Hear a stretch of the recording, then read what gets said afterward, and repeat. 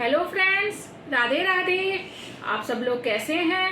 कल हमने शुरू किया था श्री कृष्ण बलराम का मथुरा गमन एवं ब्रज गोपियों की विरह दशा। आज हम इस टॉपिक को पूरा करेंगे। धन्यवाद। राधे राधे। गोपी कन्हैया, विरह अग्नि में हमें मत जलाना, हमें कहीं भूल मत जाना। बाहर के पानी से नहीं, आंखों से बरसते प्रेमाश्रु से ही मन धोया जा सकता है। गोपियां रो रही हैं, कृष्ण ने धीरज बंधा रहे हैं। मेरे मंगल में प्राण के समय रोने से अपशकुन होंगे, मेरे मंगल में प्राण के समय रोने से अपशकुन होंगे। मैं अवश्य लौटूंगा। गोपियों का रुदन कुछ कम हुआ तो कृष्ण और बलराम नंद जी के साथ रथारूढ़ हुए।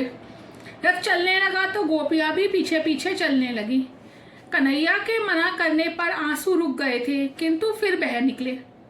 ना जाने कन्हैया अब कब लौटेगा, ना जाने अब कब दर्शन होंगे फिर उसके।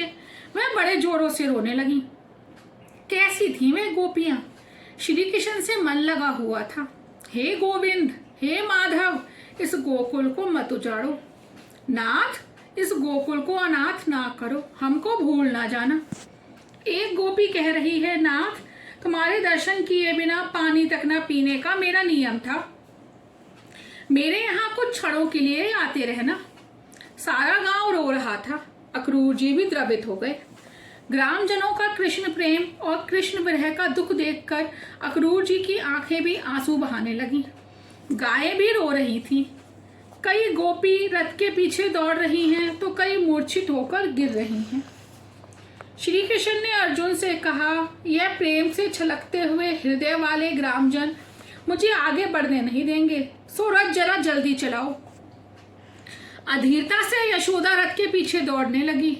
प्रभु ने दौड़ती हुई माता को देखा तो रथ रुकवाया। माता ने पुत्र की नजर उतारी, आरती की। बेटे, तेरे जाने से मुझे बड़ा दुख हो रहा है। मैं तो चाहती थी मेरी आंखों से तू कभी दूर न होने पाए, किंतु मैंने केवल अपने लिए ही तुझसे प्यार नहीं किया है। मैं प्रार्थना करती हूँ जहां भी रहे सुखी रहे। कान्हा, मैं आज एक रहस्य खोल रही हूँ। तू मुझे माँ कहता है, मैं तुझे बेटा कहती हूँ, किंतु तू मेरा पुत्र नहीं है। तू तो देवकी का पुत्र है। मैं तो तेरी पालक माता हूँ, तेरा लालन पालन करने वाली दासी हूँ। कृष्ण, अरे माँ, क्या कह रही है तू? लोग चाहे जो कहें, मैं तो सारे जगत से यही कहूंगा कि मैं यशोदा का बेटा हूँ। यशोदा बेटा? मथुरा में तू यह भूल जाना कि तुझे मैंने कभी मूसल से बांधा था। कन्हैया, मैं सब कुछ भूल सकता हूँ, किंतु तेरे बंधनों को कैसे भूल जाऊं? मैं मात्र तुझसे ही बंध पाया हूँ। यशोदा, तू कहीं मुझे भूल तो नहीं जाएगा? मुझसे मिलने के लिए आएगा ना? कन्हैया, अवश्य आऊंगा। तू अपने शरीर और हमारी गायों की पूरी पूरी देखभाल करना। माता, तू जहां भी रहे सुखी रहे, यही मेरा आशीर्वाद है। रथ आगे बढ़ने लगा। गोपियां पीछे दौड़ने लगी। उन्होंने कन्हैया की आरती उतारनी चाही तो रथ फिर से रोका गया। श्री कृष्ण गोपियों से कहने लगे, दुष्टों की हत्या, दैत्यों का संहार तो मेरे जन्म का गौण प्रयोजन है। मेरे अवतार का प्रयोजन तो है गोकुल में प्रेम लीला करना। मेरा एक स्वरूप यहाँ तुम्हारे पास रहेगा और दूसरा स्वरूप मथुरा में। पहले मात्र यशोदा के घर ही एक कन्हैया था, अब हर गोपी के घर में एक एक कृष्ण है। कृष्ण ने सभी गोपियों के हृदय में प्रवेश किया। महाप्रभु जी कहते हैं, यह अंतरंग का संयोग है और बहिरंग का वियोग। प्रत्येक गोपी अनुभव कर रही है कि श्री कृष्ण उसके पास ही बसे हुए हैं और मथुरा नहीं गए हैं। श्री कृष्ण को लेकर रथ चला गया और गोपियां चित्रलिखित सी खड़ी की खड़ी रह गईं। कन्हैया ने गोकुल का त्याग नहीं किया है, वह तो हर एक गोपी के हृदय में बसा हुआ है। भगवान ने वचन दिया था, वियोग के बिना तन्मयता आ नहीं सकती, बिना वियोग के ध्यान में एकाग्रता नहीं आ पाती और साक्षात्कार नहीं होता। ब्रजवासी को अपने विरह के सहारे तन्मय बनाने के हेतु से ही भगवान मथुरा गए। वियोग से, विरह से प्रेम पुष्ट बनता है। इसलिए श्री कृष्ण ने गोपियों को इस वियोग रूपी विशिष्ट योग का दान किया। गोपियों की दशा भी देखिए। रथ बढ़ता हुआ यमुना किनारे आया। अक्रूर जी स्नानार्थ जल में उतरे तो जल में श्री कृष्ण और बलराम के दर्शन हुए। बाहर देखा तो दोनों रथ में बैठे हुए पाया।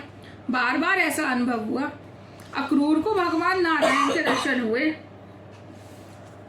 कुछ वैष्णवों का मानना है कि मथुरा की ओर जाते समय श्री कृष्ण ने यमुना जी में स्नान किया और नारायण का रूप लेकर प्रकट हुए, अर्थात श्री कृष्ण स्वयं वृंदावन वापस आए और उनका नारायण स्वरूप लीला करने के लिए मथुरा गया। वैसे तो श्री कृष्ण और नारायण दोनों एक ही हैं, जो भेद है वह तो उपासना के हेतु है। अक्रूर जी ने यमुना में स्नान करके स्तुति की। रथ मथुरा की सीमा पर आया तो श्री कृष्ण ने अक्रूर जी से कहा, चाचा जी आप आगे बढ़िए, हम यहीं उद्यान में विश्राम करेंगे। जिस नगरी में कंस हो वहां श्री कृष्ण कैसे रह सकते हैं? यदि वह अंदर जाएंगे तो कंस का नाश हो जाए। प्रकाश और अंधकार एक साथ कैसे रह सकते हैं? विषय आनंद और ब्रह्म आनंद एक साथ नहीं रह सकते। मथुरा मानव काया में श्री कृष्ण ब्रह्म और कंस काम एक साथ कैसे रह सकते हैं? यशोदा जी ने दही, दूध तथा अन्य खाद्य सामग्री इनको दी थी। जब भोजन करने बैठे तो ब्रजवासी गोपियां, गायें और यशोदा आदि की याद आ गई। हाथ रुक गया। नंद जी ने यह देखा तो कारण पूछा। कन्हैया ने कहा, मेरी सखियां, सखा और माताजी मेरे वियोग के कारण भूखे होंगे। मैं खाऊं तो कैसे खाऊं? प्रभु के साथ ऐसा प्रेम करो वह तुम्हें याद करें। जब तक प्रभु की यादों में तुम बस नहीं पाओगे, तुम्हारी भक्ति अधूरी ही रहेगी। जब तक वे याद नहीं करते, जीव का बंधन बना रहता है। भक्ति ऐसी करो कि भगवान को तुम्हारे बिना चैन ना आए। यशोदा जी और गायों का प्रेम ऐसा तो गाढ़ा था कि कृष्ण वियोग में वे खा पी ना सकी। संध्या आई तो दोनों भाई मथुरा देखने चले। महाद्वार में से प्रवेश किया। आदत के कारण गोकुल के बालक कन्हैया के साथ चलते हुए उसकी जय पुकारने लगे। मथुरा की नारियों ने भी सुना। सुखदेव जी वर्णन नहीं करते, मानो प्रत्यक्ष देख रहे हैं। जिस लीला की कथा का प्रसंग चल रहा हो उसका यदि प्रत्यक्ष अनुभव करने की कल्पना की जाए तो वक्ता और श्रोता को बड़ा आनंद आएगा।